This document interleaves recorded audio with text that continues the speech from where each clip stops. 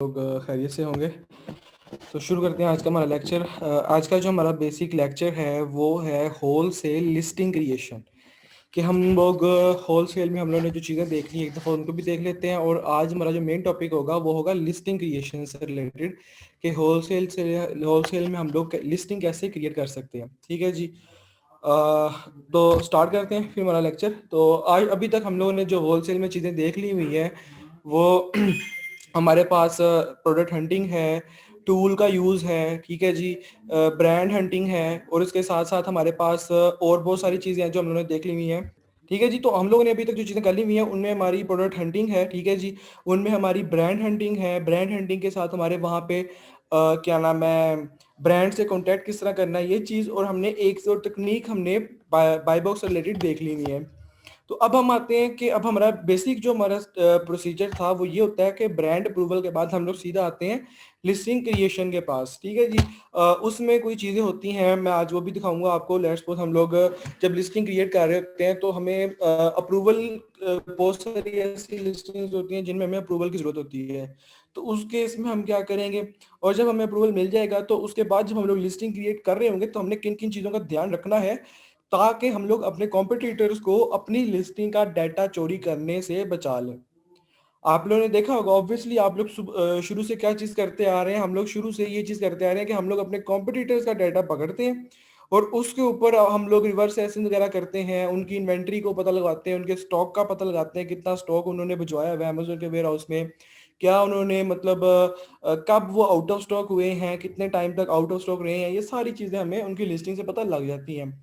तो अगर हम लोग चाहते हैं कि हम लोग एक ऐसी लिस्टिंग क्रिएट करें जिससे हमारे हमारे कॉम्पिटिटर हमारी लिस्टिंग को डिकोड करके ये पता ना लगवा सकें कि हमने कितना स्टॉक अमेजोन के वेयर हाउस में भिजवाया हुआ है, या हम कब आउट ऑफ स्टॉक होने वाले हैं, कितने यूनिट हमारे पास रह गए हैं, कितने यूनिट की सेल हमारी डेली बेसिस पे आ रही है। हम अगर चाहते हैं कि हमारा कॉम्पिटिटर ये सब चीज़ें ना पता लगा सके, तो हमने क्या करना होता है, हम लोग कौन से ऐसे प्रोसीजर यूज़ करेंगे, कौन से ऐसे हाईजैक्स वगैरह यूज़ करेंगे कि हम लोग अपनी लिस्टिंग को उन चीज़ों से बचा लें। तो आज हम लोग ये चीज़ देखेंगे। लास्ट टाइम बेसिकली हमारा प्रोसीजर यही था कि हम लोग प्रोडक्ट हंटिंग के बाद, ब्रांड अप्रूवल के बाद सीधा प्रोडक्ट लिस्टिंग पे आएंगे। लेकिन क्योंकि इसमें ये चीज़ एक इंपॉर्टेंट है कि हम लोग जब भी कोई बिजनेस स्टार्ट कर रहे होते हैं तो उसमें हमारे पास उस बिजनेस को स्टार्ट करने के लिए उसकी लीगल एंटिटीज़ का होना ज़रूरी होता है, उसकी लवाजमात का होना हमारे पास ज़रूरी होता है। तो जो लवाजमात थी जो हमारे पास होना ज़रूरी थी वो ये थी कि हमारे पास वैट होना चाहिए, हमारे पास वैट की बेसिक इंफॉर्मेशन होनी चाहिए, उसके साथ साथ हमें अपनी कंपनी कहाँ से रजिस्टर करवानी है, इन चीज़ों का पता होना चाहिए। ठीक है जी। तो अगर हमें नहीं पता होगा तो हम लोग फिर आगे अपना बिजनेस स्टार्ट नहीं कर सकेंगे, हमें उसमें इश्यूज आएंगी। हम लोग बगैर अगर लीगल डॉक्यूमेंट्स के, अगर बगैर हम लोग मार्केट में जाएंगे और अपना बिजनेस स्टार्ट करने की कोशिश करेंगे तो वो बिजनेस कभी भी हमारा रनिंग कंडीशन में आएगा ही नहीं। मतलब लेट्स सपोज हमने लास्ट टाइम क्या चीज़ देखी थी, हमने लास्ट टाइम क्या नाम है, गवर्नमेंट की वेबसाइट, यूके की गवर्नमेंट की जो वेबसाइट थी उसके ऊपर से देखा था कि हम लोग अपना ब्रांड कैसे रजिस्टर कर सकते हैं, और हम लोग अपने लिए वैट वगैरह कैसे रजिस्टर कर सकते हैं, हमने ये चीज़ देखी थी। ठीक है जी। तो अब अगर लेट्स सपोज हम लोग इस चीज़ के ऊपर ध्यान नहीं देते, हम कहते हैं कि हम एक बेसिक वीए हैं और हमें इन चीज़ों का नहीं पता, हमारा जो नॉलेज है वो सारा अकाउंट से रिलेटेड ही है और हम लोग ये एक्स्ट्रा सर्विसेज प्रोवाइड नहीं कर सकते। तो इस केस में क्या होगा, इस केस में जब भी हम लोग मार्केट में जाएंगे और किसी, अगर तो हम लोग न्यू वीए हैं और हम लोग किसी नए ही ब्रांड के साथ, किसी नए ही सेलर के साथ काम कर रहे हैं, तब ये चीज़ हमें बहुत ज़्यादा इशू करने वाली है। इशू किस तरह करने वाली है कि क्योंकि हम लोग एक नॉन रजिस्टर्ड वैट के अकाउंट के साथ एक ऐसा नया इंडिविजुअल अकाउंट जिसके ऊपर वैट तक रजिस्टर्ड नहीं है, हम उस अकाउंट के साथ मार्केट में जा रहे हैं। अब ये चीज क्या शो कराती है कि या तो हम लोग कोई हाईजैकर हैं जो कि आपको आपकी आपसे अप्रूवल लेके आपकी लिस्टिंग को हाईजैक करेंगे। हमारे जो ब्रांड है वो क्या सोचेंगे कि ना तो इनका वैट रजिस्टर्ड है, ना इन्होंने अपनी कंपनी रजिस्टर कराई है, और बैठे भी ये इंडिविजुअल अकाउंट के ऊपर हैं, प्रोफेशनल अकाउंट के ऊपर भी नहीं बैठे हुए। तो इसका मतलब है ये मोस्ट लाइकली कोई हाईजैकर हैं जो मेरे से अप्रूवल लेने के बाद मेरी लिस्टिंग पे आएंगे और उसको हाईजैक कर लेंगे। तो वो आपको कभी भी अप्रूवल नहीं देगा। ठीक है जी। तो हमारी लीगल एंटिटीज में हमारे पास हमारी वैट का होना जरूरी है, हमारे पास हमारे अकाउंट का ब्रांड रजिस्टर होना जरूरी है, ट्रेडमार्क होना चाहिए कम से कम, अगर ब्रांड रजिस्टर ना भी हो लेकिन ट्रेडमार्क हो कम से कम। क्योंकि अगर ट्रेडमार्क नहीं होगा तो अमेजोन भी हमें उस लिस्टिंग के ऊपर अप्रूवल नहीं देगा। तो ये चीज़ आप लोगों ने ध्यान में रखनी है कि ट्रेडमार्क का होना तो ज़रूरी है। मैं ये नहीं कह रहा कि अब आप लोग इस चीज़ को ना मतलब निकाल लीजिएगा कि फाइन लाइनर बनने का मैं आप लोगों को नहीं कह रहा।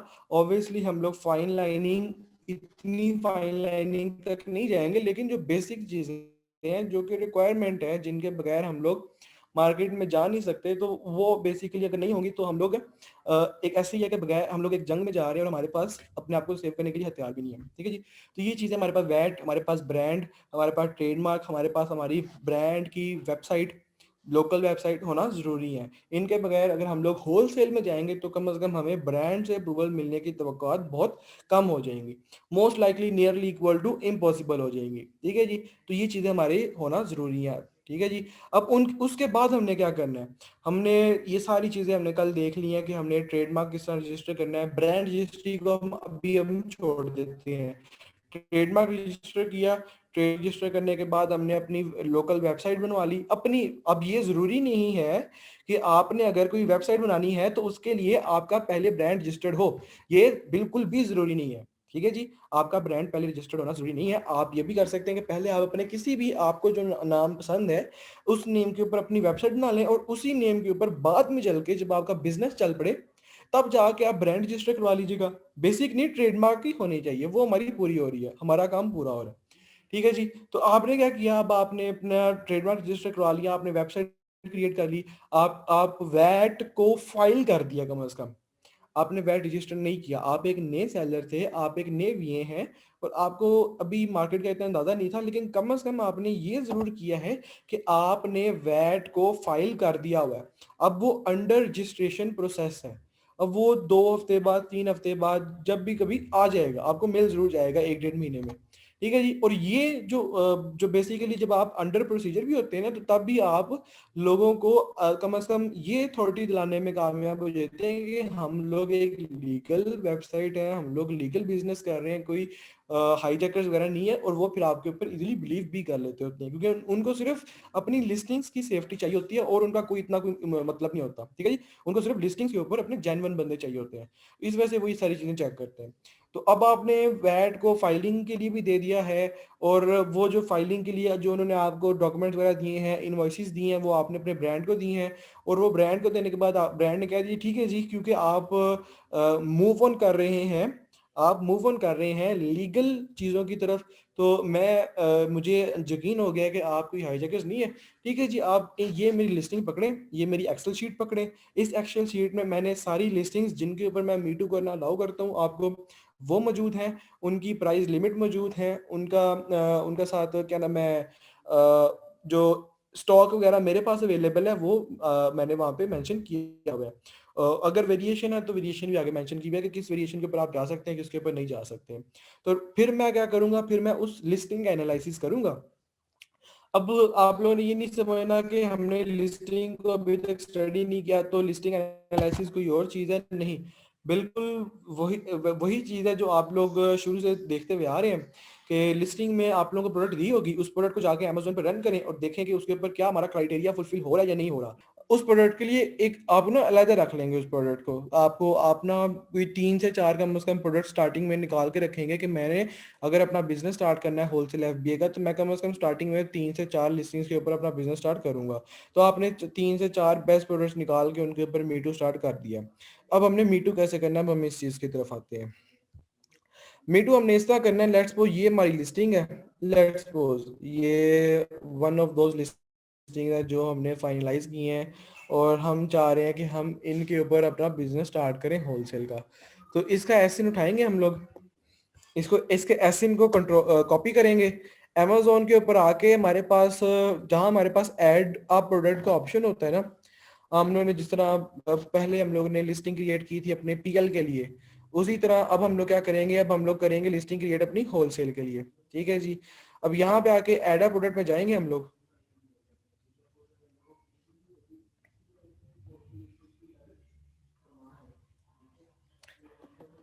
अच्छा जी। एड अ प्रोडक्ट में जाके इसका एसएन प्लेस कर देंगे। लास्ट टाइम हम गए थे I am adding a product not sold on Amazon, लेकिन क्योंकि अब मैं एक ऐसी प्रोडक्ट सेल करना चाह रहा हूँ जो कि ऑलरेडी अमेजोन पे सेल हो रही है, ठीक है जी, तो मैं इधर आ जाऊंगा। ये देखिए जी, मैंने इसको सर्च किया तो ये लिस्टिंग, वही लिस्टिंग जो यहाँ पे आपको नजर आ रही है वो अमेजोन ने यहाँ पे लोड कर दी हुई है, ठीक है जी। अच्छा जी, बता रहा है कि इन यूज एंड न्यू की कंडीशन है, मतलब यहाँ पे बहुत सारे लोग हैं जो न्यू कंडीशन में भी बेच रहे हैं और यूज कंडीशन में बेच रहे हैं। मैंने न्यू कंडीशन में सेल करनी है, मैं न्यू कंडीशन में यहाँ पे इसको कर दूंगा।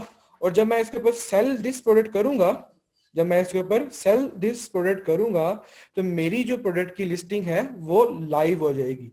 जब मैं अपनी लिस्टिंग को सेल दिस प्रोडक्ट करूंगा तो मेरी जो लिस्टिंग है वो लाइव हो जाएगी। अच्छा जी, अब क्या होगा, अब लिस्टिंग मेरी लाइव होगी, लेट्स सपोज मैं अपनी लिस्टिंग में, यहाँ पे मेरी लिस्टिंग लाइव हो गई है।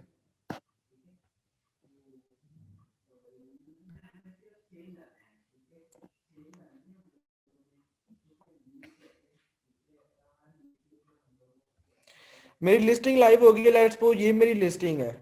और मेरे अब मैंने लेट्स सपोज स्टार्ट की है, मैंने अपनी लिस्टिंग को मैंने FBA में भी किया है और लेट्स सपोज मैंने अपनी इसी लिस्टिंग को FBM में भी किया है। मैंने दोनों कंडीशन अवेल की है, FBA और FBM दोनों की कंडीशन मैंने अवेल की हुई है, ठीक है जी। तो FBA तो मेरी तब तक इनएक्टिव रहेगी जब तक मैं उसका स्टॉक अमेजोन के वेयर हाउस में नहीं भिजवा देता, ठीक है जी। लेकिन जो मेरी FBM की लिस्टिंग है उसमें मैं यहाँ पे बता दूंगा कि मेरे पास इतना स्टॉक अवेलेबल है। लेट्स सपोज मैं यहाँ पे मेरी लेट्स सपोज ये मेरी FBM की लिस्टिंग है, मैं यहाँ पे बता देता हूँ कि मेरे पास 100 यूनिट्स अवेलेबल है। तो ये वाली जो मेरी लिस्टिंग होगी ये 10 मिनट में लाइव हो जाएगी, ठीक है जी। अब बाय बॉक्स असाइन होगा या नहीं होगा ये बात की कहा, लाइव हो जाएगी मेरी। अच्छा जी, जो मैंने अब स्टार्ट में बात की थी कि अगर मैं चाहता हूँ कि मैं अपने कंपटीटर से, मैं अपने बायर से ये चीज छुपाऊं कि मेरे पास कितना स्टॉक अवेलेबल है, मेरे पास कितना स्टॉक अवेलेबल है, मैं दिन में कितने यूनिट की सेलिंग कर रहा हूँ, अभी मुझे कैसे पता लगता है कि मेरे मेरे कॉम्पिटिटर के पास कितना स्टॉक अवेलेबल है। मैं उसके ऊपर OS एड ऑन रन करता हूँ, मैं उसकी लिस्टिंग के ऊपर जाके OS एड ऑन को रन करता हूँ, ठीक है जी। तो जब मैं उसकी लिस्टिंग पे जाके OS एड ऑन को रन करता हूँ तो वो मुझे उसका जो क्या नाम है डाटा है वो शो करा देता होता है कि इस बंदे के पास इस बंदे के पास इतना इतना स्टॉक अवेलेबल है। लेकिन अगर आप लोगों ने एक चीज को मॉनिटर किया होगा, ये एक चीज को अगर आप लोगों ने देखा होगा, वो ये है कि एक ऐसी लिस्टिंग जिस लिस्टिंग के ऊपर उस बंदे ने अपनी स्टॉक के ऊपर लिमिट लगाई होती है। लिमिट का मतलब ये कि अगर उसने कहा होता है कि एक बायर मेरे से सिर्फ 10 यूनिट परचेज करेगा, सिर्फ 2 यूनिट परचेज करेगा, इस तरह की लिमिट हम लोग लिस्टिंग क्रिएट करते हुए लगाते हैं। तो अगर तो सेलर ने अपनी लिस्टिंग के ऊपर इन्वेंट्री की लिमिट लगाई हुई है तो आप OS एड ऑन का यूज करते हुए उसकी इन्वेंट्री को पता नहीं लगवा सकते, आप OS एड ऑन का यूज करते हुए उसकी इन्वेंट्री का पता नहीं लगा सकते। अब यहाँ पे खुद देखें कि एक हाई वॉल्यूम नीश है, और ये देखें लेट्स सपोज ये अमेजोन वेयर हाउस नहीं है, ये कोई और सेलर है, लेट्स सपोज ये कोई और सेलर है, टॉप पे बैठा हुआ है सिर्फ 1 यूनिट के साथ, तो क्या ये पॉसिबल है? जी ऐसा पॉसिबल नहीं है। इसका मतलब है इसने अपनी लिस्टिंग के ऊपर लिमिट लगाई हुई है। 30 यूनिट लगता है कि इसने लिमिट नहीं लगाई, 26 यूनिट लिमिट नहीं लगाई, लेकिन ये जो 2-1 वाले हैं इन सब ने अपनी लिस्टिंग के ऊपर लिमिट लगाई हुई है। तो अगर तो आपका सेलर आपकी लिस्टिंग के ऊपर लिमिट लगा दे तो आपका जो कॉम्पिटिटर है वो आपकी लिस्टिंग के स्टॉक को जान नहीं सकता। और इसी तरह जब आपने लिमिट लगाई होती है तो दो चीजें आपकी सेफ हो रही होती हैं, एक तो आपके स्टॉक का कोई अंदाजा नहीं लगा सकता, सेकेंडली आपके आपको जब ऐड टू कार्ड करेगा तो ऐड टू कार्ड में भी मिनिमम लिमिट लगती है और मिनिमम लिमिट में वो आपके नंबर ऑफ यूनिट सोल्ड का अंदाजा नहीं लगा सकता। सेकेंड चीज ये कि ऐड टू कार्ड वाले मेथड से भी वो आपकी यूनिट यूनिट का अंदाजा नहीं लगा सकता। लेट्स सपोज आपके पास 100 यूनिट्स अवेलेबल हैं और आपने लिमिट लगाई हुई है 10 यूनिट की, तो दिन में आपके 10 बिक रहे हैं, तो लेकिन क्योंकि आपने 10 की लिमिट लगाई हुई है कि आपका बायर 10 से ज्यादा नहीं परचेज कर सकता, तो उसको वहां पे 10 के 10 ही शो होंगे, चाहे 10 दिन गुजर जाए चाहे 20 दिन गुजर जाए। और जब आप न्यू अपनी जो क्या नाम है इन्वेंट्री रीफिल करेंगे तब भी उसे पता नहीं लगेगा। इससे ऐड टू कार्ट वाले मेथड से भी वो आपका अंदाजा नहीं लगा सकता। और थर्ड चीज है सोर्स पेज वाला, कि हम लोग ने देखा था कि सोर्स पेज पे जाके हम लोग कंट्रोल F4 करके हम लोग क्या नाम है स्टॉक लिस्ट वाले मेथड से हम लोग उसके स्टॉक का पता लगा सकते हैं, क्योंकि वो तो बेसिकली बैकएंड पे होता है। तो लेकिन जब आप लोग लिमिट लगा देते हैं तो वो वाली चीज भी आपकी सेव हो जाती है, आपके कॉम्पिटिटर को उस चीज का भी पता नहीं लगता। तो ये हम करेंगे कैसे? ये हम इस तरह होता है कि हम लोग जब लिस्टिंग में जाते हैं, लिस्टिंग लिस्टिंग को एडिट करेंगे, एडिट पे जाके हम लोग जहाँ पे यूनिट्स लिमिट की जो ऑप्शन है, जो कि हमें ऑफर्स के टैब के अंदर नजर आती है, हम लोगों ने जब लिस्टिंग क्रिएशन की थी, अगर आप लोग थोड़ा सा जहन में जोर डालेंगे कि लिस्टिंग क्रिएशन के दौरान हम लोगों ने तीन बहुत सारे टैब्स देखे थे एडवांस व्यू के अंदर। एक हमारे पास था, क्या नाम है, व्यू का टैब था जिसके अंदर हम टाइटल वगैरह टाइप करते हैं। सेकंड में हमारे पास वेरिएशन वाला टैब था जिसके अंदर हम वेरिएशन ऐड करते हैं। फिर थर्ड में हमारे पास ऑफर्स का टैब था। ऑफर्स के टैब के अंदर जाके हम लोग लिमिट अप्लाई करते हैं कि एक बायर हमसे मैक्सिमम इतने ऑर्डर परचेज कर सकता है, इससे ज्यादा नहीं कर सकता। ठीक है जी, तो वहां जाके हम वो लिमिट अप्लाई कर देंगे और लो जी, हम लोग अपनी लिस्टिंग को इस तरह सेव कर लेंगे अपने डाटा के आउट होने से। और जब हम लोग लिमिट लगा देते हैं तो टूल भी हमारा डाटा आगे शो नहीं कराते। जब लिमिट हम लगा देते हैं तो जो टूल होते हैं वो भी हमारा डाटा आगे शो नहीं कराते। तो ये है हमारा एक सेफेस्ट और सबसे ज्यादा रिलायबल मेथड कि हम लोग अपनी लिस्टिंग्स को अपने कॉम्पिटिटर्स को से किस तरह बचा सकते हैं। क्योंकि ऑब्वियसली बात है, आपका एक कॉम्पिटिटर बैठा हुआ है, उसको वंस पता लग गया कि आपके पास इतना स्टॉक अवेलेबल है, तो ऑब्वियसली बात है वो आपको कंपटीशन में बीट बहुत इजीली कर सकता है। वो क्या करेगा? सिंपल, वो आपके स्टॉक से ज्यादा स्टॉक भिजवाएगा। उसको पता लग गया कि आपने इतनी प्राइस टारगेट की हुई है, तो वो उससे कम प्राइस टारगेट करेगा। और वो तब तक वो लिमिट नहीं लगाएगा ऑटोमेटेड प्राइसिंग की जब तक आप मिनिमम प्राइसिंग तक नहीं आ जाते। वो पहले आपसे कम प्राइस रखेगा, आपकी ऑटोमेटिकली कम हो जाएगी, वो फिर कम करेगा, फिर आपकी ऑटोमेटिकली कम होगी, वो इस तरह करता जाएगा। और एक पॉइंट पे आके आपकी प्राइस कम नहीं होगी तो इससे उसको पता लग जाएगा कि ये आपकी मिनिमम प्राइस है। वो फिर उस मिनिमम प्राइस के करीब आके प्रोडक्ट की प्राइस को टारगेट करेगा और ज्यादा सेल जनरेट करेगा। ठीक है जी, तो इस मेथड की वजह से आप अपने कॉम्पिटिटर को ये सब चीजें करने से रोक सकते हैं। ठीक है, तो होपफुली इस चीज की क्लियर हो गया होगा ये वाला मेथड आपका। और आप लोग जब भी अमेजोन पे देखते हैं एक लिस्टिंग को, कि आपने उस लिस्टिंग के ऊपर ओएस एड ऑन या एएमजी स्टॉक स्टैट वाला टूल रन किया है, तो उसके ऊपर आपको उसकी स्टॉक का नजर नहीं आ रहा, या तो बहुत कम, बहुत ही मिनिमम नजर आ रहे हैं जो कि जहन कबूल ही नहीं कर सकता। ऑब्वियसली बात है, एक ऐसी लिस्टिंग जिसके ऊपर बहुत ज्यादा सेल है, उसमें टॉप कॉम्पिटिटर एक एक या दो दो या दस दस यूनिट के साथ नहीं ना बैठ सकते, उनको तो हजारों में यूनिट्स चाहिए होते हैं। तो अगर तो आपको नजर आ रहा है कि आपके कॉम्पिटिटर ने 10 या 15 यूनिट आपका दिखा रहा है, इसका मतलब है ये उसके अवेलेबल यूनिट्स नहीं है, ये उसकी लिमिट है जो उसने अप्लाई की हुई है अपनी लिस्टिंग के अंदर। ठीक है जी, तो ये उसकी लिमिट नजर आ रही है। और अमेजोन में भी, जब अमेजोन अमेजोन भी होलसेल में काफी इन है, अमेजोन पीएल में इतना इन नहीं है जितना वो होलसेल में इन है। तो अमेजोन भी क्या करता है, अमेजोन हर टूल प्रोवाइडर को, जो भी टूल जो मैन्युफैक्चरर हैं, वो कभी भी अमेजोन का डाटा शो नहीं करवा सकते। अमेजोन के एमओयू में ये चीज है कि आपने कभी भी अमेजोन का स्टॉक, अमेजोन की प्राइस, अमेजोन की मिनिमम प्राइस लिमिट वगैरह ये शो नहीं करवानी कंपटीशन के अंदर। तो अमेजोन, ऑब्वियसली बात है, फिर इस चीज को देखते हुए हम अपने कंपटीशन में कभी अभी अमेजोन को नहीं लाएंगे।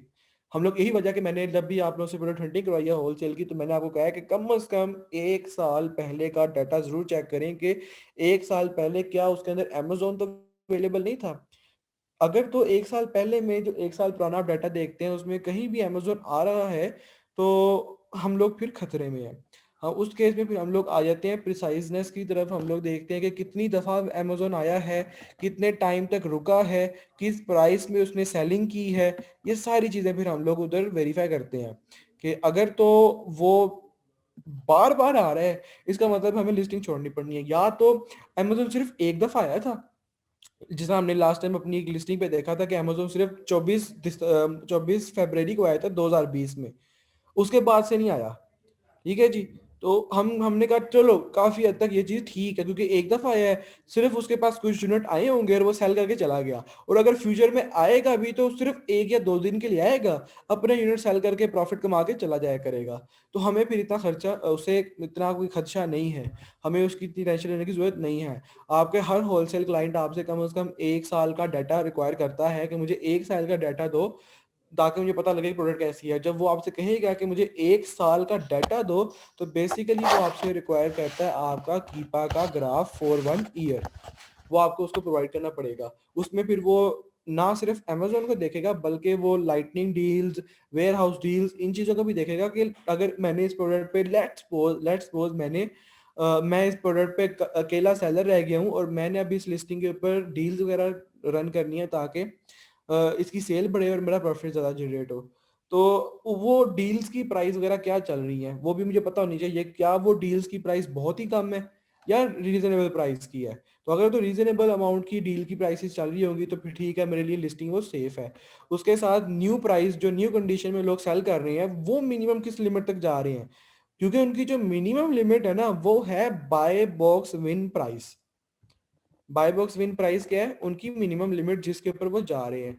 तो अगर तो उनकी जो बाय बॉक्स प्राइस है जिसको हम मिनिमम प्राइस कहते हैं, अगर तो जो उनकी बाय बॉक्स प्राइस है जिस पे उनको बाय बॉक्स मिलता है वो मेरे लिए फिजिबल है कि मैं उतनी प्राइस को टारगेट कर सकता हूँ और उस प्राइस के अंदर मैं कंपटीशन में आ सकता हूँ, तो फिर मैं कहूँगा कि ठीक है जी, मैं अपने आप को इस प्रोडक्ट के ऊपर मार्केट में लाने के लिए तैयार हूँ। लेकिन अगर आप कहते हैं कि नहीं, जो बाय बॉक्स की प्राइस है वो बहुत थोड़ी है और मेरे पास इतना प्रॉफिट नहीं है कि मैं इतनी थोड़ी प्राइस के ऊपर बाय बॉक्स विन करूं, तो ऑब्वियसली बात है फिर मुझे प्रोडक्ट को चेंज करना पड़ेगा। ठीक है जी, ये चीज़ हर क्लाइंट वेरीफाई करता है। और फोर्थ चीज़ क्या वेरीफाई करता है? क्लाइंट के जो प्राइस रेंज है न्यू प्रोडक्ट की, जो न्यू प्राइस वाली न्यू कंडीशन में जो लोग बेच रहे हैं, ये है न्यू कंडीशन वाले। तो इनकी प्राइस में ज़्यादा कोई सैचुरेशन तो नहीं आ रही। सैचुरेशन का मतलब है कि इनकी प्राइस में ज़्यादा कोई इंक्रीज डिक्रीज तो नहीं आ रहा। अगर तो बहुत ज़्यादा इंक्रीज डिक्रीज आ रहा है तो फिर इसका मतलब है ये कोई स्टेबल प्रोडक्ट नहीं है।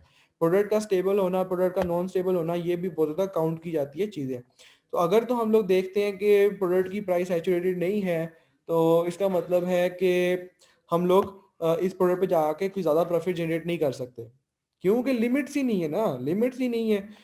मेन सेलर ने इंडिविजुअल सेलर्स को बाउंड नहीं किया हुआ कि आप इतने इतनी प्राइस पे रहें। बाउंड करे ज्यादा अच्छी चीज होती है, जब बाउंड ना करे तो बहुत बुरी चीज होती है। मतलब बहुत सारे लोग फिर वो मिनिमम से भी मिनिमम प्राइस टारगेट कर देते हैं और सारी ऑर्डर अपनी तरफ ले जाते हैं। तो अगर तो आप देखते हैं जिस तरह इस लिस्टिंग की जो प्राइस है वो काफी हद तक सैचुरेटेड है और बहुत अच्छी इसकी प्राइस रेंज है। ठीक है जी, इसका मतलब है कि ज्यादा कोई डिफरेंस नहीं आता है बाय बॉक्स प्राइस के अंदर। तो मतलब यहाँ पे जो स्टेबल है ये लिस्टिंग, इसके ऊपर ऑर्डर जनरेट करने में कुछ सिर्फ पॉइंट्स की वजह से थोड़ा बहुत ऑर्डर का डिफरेंस होगा, लेकिन ज़्यादा डिफरेंस नहीं होगा, हर बंदे को ऑर्डर मिल रहे होंगे। तो ये चीज़ हम लोगों ने वेरीफाई करनी होती है अपने कीपा के ग्राफ के अंदर।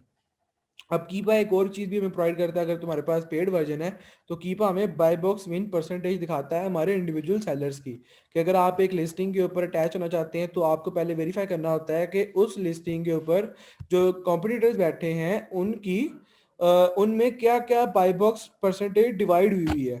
तो उससे भी आपको पता लगता है कि अगर मैं इतने डॉलर की प्राइस रखूंगा, इतने पाउंड की प्राइस रखूंगा तो इतने परसेंट बाय बॉक्स मेरे पास आएगा। अगर मैं इतने में जाऊंगा तो इतने परसेंट इंक्रीज होगा, अगर मैं डिक्रीज करूंगा तो इतने परसेंट मेरी बाय बॉक्स की प्राइस चेंज हो जाएगी। तो कीपा को अगर आप लोग प्रोफेशनल होलसेल में जाना चाहते हैं तो कीपा का इस्तेमाल आप सबको आना चाहिए।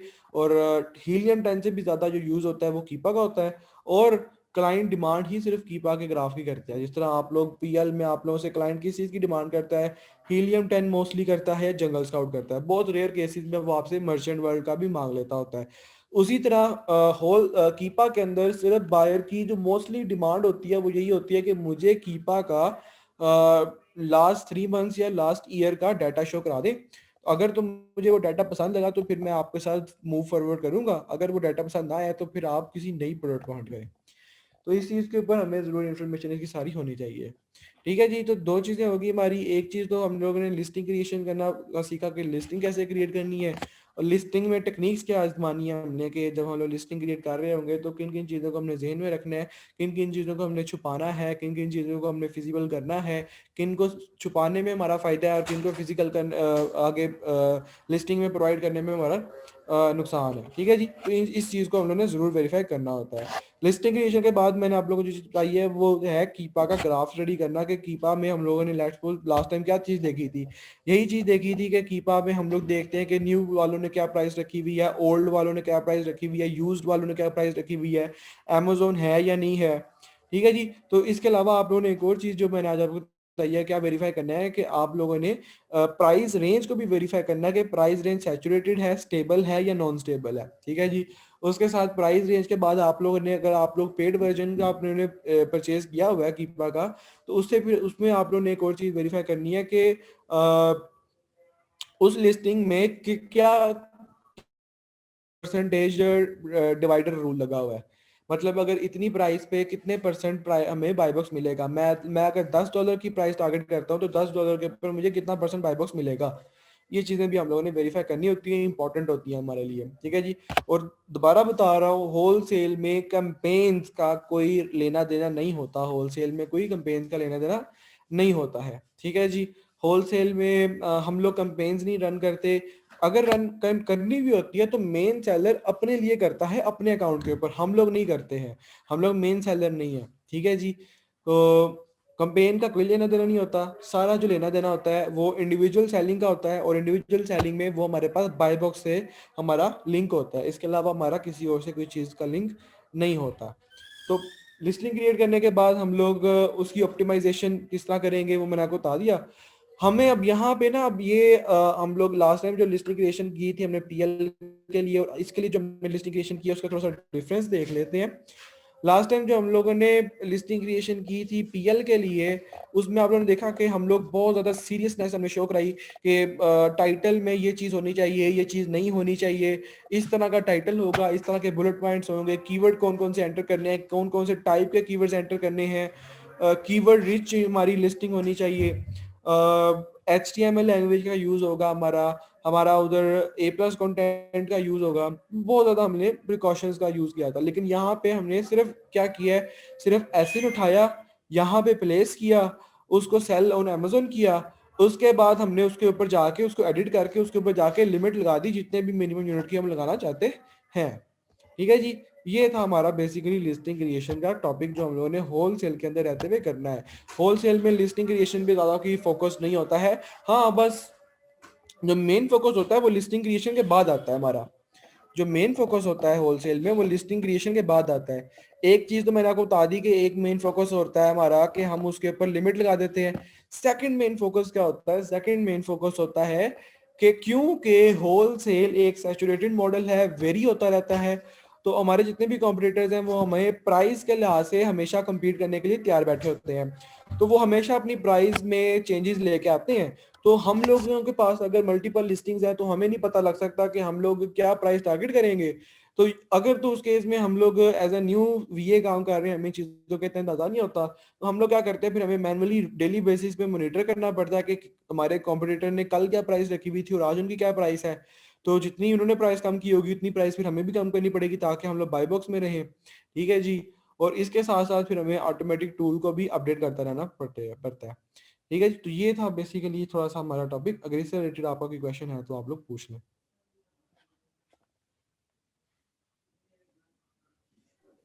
सर एडा प्रोडक्ट दोबारा बताइएगा।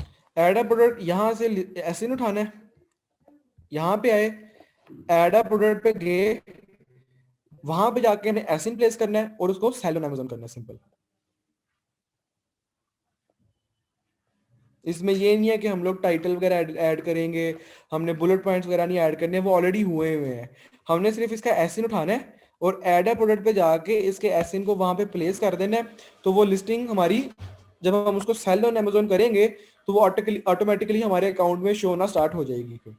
फिर उसके ऊपर जाके अगर तो FBM की लिस्टिंग है तो उसके आगे जाके हमें यूनिट्स प्लेस करने पड़ेंगे, कितने यूनिट है हमारे पास। अगर FBA की लिस्टिंग है तो उसका फिर हमें शिपमेंट प्लान क्रिएट करना पड़ेगा। सर FBA और FBM की दोनों दो लिस्टें एक ही लिस्टिंग से क्रिएट करने का थोड़ा बता दें इसमें। वो तो मैंने आपको बताया है ना, वो तो एक बहुत ही इनिशियल यही चीज है कि जब आप लेट्स सपोज आपकी ये वाली लिस्टिंग FBA में क्रिएट होगी जिसके ऊपर आपने मीटू करना है, ये शो हो रही है आपको यहाँ पे स्क्रीन रिज्यूम, हाँ ये लेट्स सपोज आपको आपकी लिस्टिंग शो हो रही है जो आपने अभी क्रिएट की। इसी के ऊपर ये जो एरो बना हुआ है ना, इसको क्लिक करें, ठीक है जी।